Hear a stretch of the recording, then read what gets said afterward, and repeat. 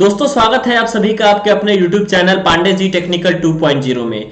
यह वीडियो सभी स्टूडेंट के लिए काफी ज्यादा इंपॉर्टेंट होने वाला है क्योंकि इस वीडियो के माध्यम से हम आपको बताएंगे कि पॉलिटेक्निक में परसेंटेज कैसे बनता है। और काफी सारे स्टूडेंट जो है ये परेशान है, कहते हैं कि सर यहां पर मैं कितनी भी पढ़ाई करता हूं तो क्या मेरा बैक लग जाएगा। तो बैक कैसे स्टूडेंट को लगता है और बैक कब लगता है, ग्रेस मार्क का सिस्टम क्या होता है, सभी चीजों को एक ही वीडियो में आप सभी स्टूडेंट समझ लेंगे।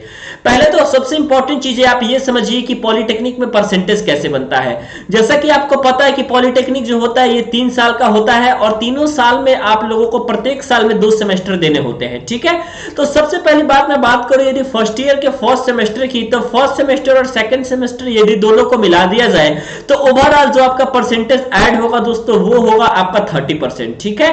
मात्र फाइनल मार्कशीट में मात्र आपका 30% ही ऐड होता है फर्स्ट ईयर का। और उसके बाद यदि हम बात करें सेकेंड ईयर के बारे में तो सेकेंड ईयर का 70% ऐड होता है आपके फाइनल मार्कशीट में। ये हम फाइनल मार्कशीट की बात कर रहे हैं दोस्तों, ठीक है। इस बात का आप लोग जरूर ध्यान दीजिएगा। उसके बाद यदि हम फाइनल ईयर की बात करें तो फाइनल ईयर का टोटल आपका 100% ऐड हो जाता है, ठीक है। तो इस तरीके से यह क्राइटेरिया होती है दोस्तों पॉलिटेक्निक में नंबर पाने का, ठीक है। पॉलिटेक्निक में आप जितना नंबर पाएंगे, मान लीजिए आप लोग का टोटल 100% का पेपर है और आपने 100 में 100 ला दिया तो इसका ओनली एंड ओनली आपका 30% ही आपका पूरे फाइनल मार्कशीट पे जुड़ेगा। तो इस चीज को एकदम आप याद कर लीजिए कि आपका 30% आपका यह सेमेस्टर जो है और इसके अगले वाला सेमेस्टर आप सभी स्टूडेंट का हेल्प करने वाला है, ठीक है। और सेकेंड ईयर की अगर आप स्टूडेंट है तो आपका 70% हेल्प होने वाला है। तो ये चीजें आपकी बहुत ज्यादा इंपॉर्टेंट है। अब देख लीजिए यदि आप पॉलिटेक्निक में ऑनर्स लाना चाहते हैं कोई भी स्टूडेंट, तो ऑनर्स लाने के लिए आपको 80% लाना पड़ेगा, ठीक है।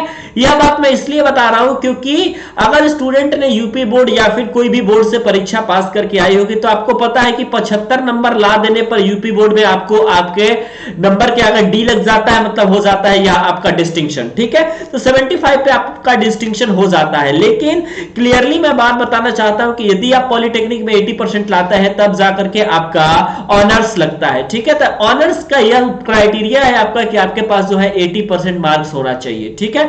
तो यह जो सेमेस्टर है और इसका अगले वाला सेमेस्टर बहुत ज्यादा इंपॉर्टेंट होने वाला है। तो अब जो सबसे इंपॉर्टेंट टॉपिक है यह टॉपिक है कि आपका बैक क्यों लगता है, ठीक है। मैं आपको बता दूं कि काफी सारे स्टूडेंट जो है ये फोन करके या फिर मैसेज और कमेंट के द्वारा पूछते हैं, क्योंकि काफी सारे स्टूडेंट्स के कॉलेज में सीनियर्स लोग ये बताते हैं कि चाहे आप कितना भी पढ़ाई कर लो तो आपका बैक लग ही जाएगा। तो ऐसी बात बिल्कुल नहीं है दोस्तों। मैं सबसे पहले आपको ये बताऊंगा कि बैक कैसे स्टूडेंट का लगता है। बैक आपका तब लगेगा जब आप स्टडी को नहीं करेंगे। आप यदि रेगुलर स्टडी कर रहे हो तो आप यह बात सोच करके रखो कि आपका बैक नहीं आएगा, आपको जो है ज्यादा नंबर मिलेगा, ठीक है। आपको जो है मैक्सिमम मार्क्स के लिए पढ़ाई करनी है, आपको बैक बचाने के लिए पढ़ाई नहीं करनी है, ठीक है। यदि आप अपने पढ़ाई को कर रहे हैं इसलिए कि आपका बैक ना लगे, आपका बैक बच जाए, तो निश्चित तौर पे बैक लग जाएगा। आप मैक्सिमम मार्क्स लाने के उद्देश्य से पढ़ाई करिए। और यदि आप रेगुलर 3 से 4 घंटे पढ़ाई कर रहे हैं अभी से भी, तो आपको पता है कि पेपर आपका जनवरी में होने वाला है। तो अभी तक अगर जनवरी तक आपने 3 से 4 घंटे डेली पढ़ाई कर ली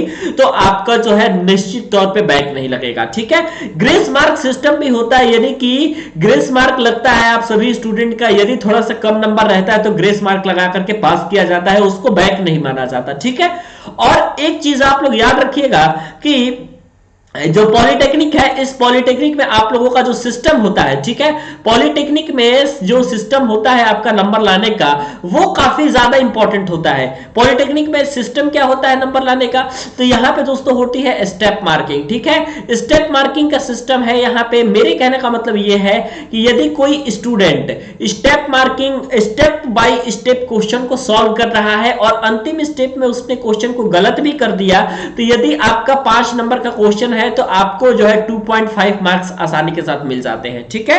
यदि आपने स्टेप वाइज लिखा है तो मैं सभी स्टूडेंट से यही कहूंगा, चाहे वो 3 नंबर के क्वेश्चन को सॉल्व कर रहे हैं या फिर 5 नंबर के क्वेश्चन को सॉल्व कर रहे हैं, आप लोग बिल्कुल स्टेप वाइज चीजों को सॉल्व करिएगा, तब जाकर के आप अच्छे नंबर को गेन कर सकते हैं, ठीक है। रेगुलर स्टडी ही आप सभी स्टूडेंट को पास कराएगी। और अगर आप रेगुलर स्टडी करते हैं तो आपका निश्चित तौर पर बैक नहीं लगेगा। आपको जो है सभी टॉपिक के इंपॉर्टेंट क्वेश्चन पढ़ने हैं और आपको एटलीस्ट 5 साल के पेपर को स्टडी कर लेना है प्रत्येक सब्जेक्ट के। यदि आपने सिर्फ इतना कर लिया, यदि आपने सिर्फ 5 साल के पेपर को सॉल्व कर लिया, तो आपको जो है 25 टू लेकर के और 30 मार्क्स तक आपके यहीं पर मिल जाने हैं, ठीक है। क्योंकि आपको पता है कि पॉलिटेक्निक एग्जामिनेशन में, सेमेस्टर एग्जामिनेशन में ऐसा होता है कि हर बार जो है आपका पेपर में से कुछ ना कुछ क्वेश्चन ऐसे होते हैं जो रिपीट होते हैं, ठीक है। कुछ चैप्टर वाइज इंपॉर्टेंट डेरिवेशन होते हैं जिसको हमने ऑलरेडी चैनल पे अपलोड कर दिया है। तो अगर आपने पिछले 5 साल के पेपर को सॉल्व कर लिया तो आपका 25 से 30 नंबर तो आपके यहीं पे बच जाने हैं, ठीक है, उसमें कोई दिक्कत की बात नहीं है।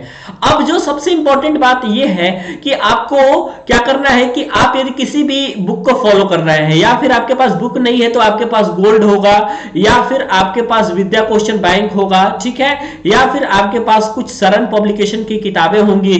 तो ये सारी चीजें आपके पास यदि है तो इसमें प्रत्येक चैप्टर में इंपॉर्टेंट क्वेश्चन दिए गए हैं और वही इंपॉर्टेंट क्वेश्चन आपके सेमेस्टर परीक्षा में पूछे जाते हैं। तो सिर्फ और सिर्फ आप लोग चैप्टर वाइज इंपॉर्टेंट क्वेश्चन को रिवाइज करिए, चैप्टर वाइज इंपॉर्टेंट डेरिवेशन को रिवाइज करिए, तब जाकर के आप लोग जो है बेहतरीन मार्क्स ला पाएंगे। अगर आपको कोई डरा रहा है तो बहुत गलत कर रहा है। निश्चित तौर पर मैं आपको बताना चाहता हूं कि यदि स्टूडेंट अगर आराम से स्टडी करेंगे, इंपॉर्टेंट टॉपिक को चूज करके स्टडी करेंगे, आंसर लिखने की प्रैक्टिस करेंगे, रेगुलर प्रैक्टिस में यदि रहेंगे, तो निश्चित तौर पे वो स्टूडेंट बेहतरीन नंबर लाने वाले हैं। और वह अपना 30% जो ऐड होता है फर्स्ट ईयर का, इसमें से वह मैक्सिमम मार्क्स को ऐड करवा लेंगे ताकि उनके ऑनर्स लगने में कोई दिक्कत ना हो और बेहतरीन नंबर ला सके। तो इस तरीके की स्ट्रेटेजी को आप फॉलो जरूर करिएगा।